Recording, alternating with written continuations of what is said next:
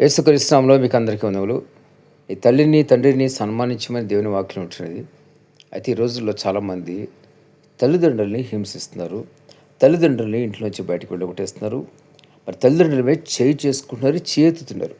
నేను చెప్పేది ఒకటే, మరి దేవుని యొక్క శాపం భయంకరంగా ఉంటుంది.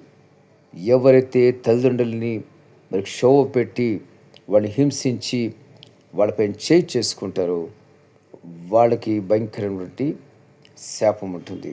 శాపం అంటే మామూలుగా ఉండదు. శాపం అంటే చాలా భయంకరమైన శ్రమలు అనుభవిస్తారు వాళ్ళు. వాళ్ళు అనుకుంటారు మేము బాగానే ఉన్నాం కదా అనుకుంటారు. ఒక నామకార్థ క్రైస్తవులకు కూడా నటించవచ్చు వాళ్ళు. చర్చికి వెళ్ళొచ్చు, రావచ్చు, ప్రార్థన కూడా చేయొచ్చు.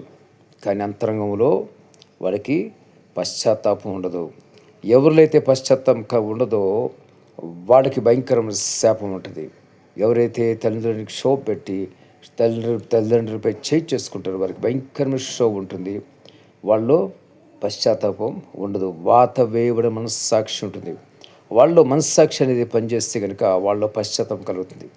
వాళ్ళలో పశ్చాత్తాపం కలగట్లేదంటే కనుక వాళ్ళు వాత వేయబడిన మనస్సాక్షి అంటే ఆ వాళ్ళు ఎందుకు పనికిరారన్నమాట. ఆ మనస్సాక్షి పనిచేయనప్పుడు ఆ మనిషి లోకంలో జీవించకపోయినా దేవుని దృష్టిలో ఒకటే. మనం మనస్సాక్షి కలిగి ఉంటే దేవుని దృష్టిలో మనం చాలా విలువైన వారంగా ఉంటాం. ప్రతి ఒక్కరు గమనించండి, జ్ఞాపకం చేసుకోండి. మీరు మీ తల్లిదండ్రులు ప్రేమిస్తున్నారా?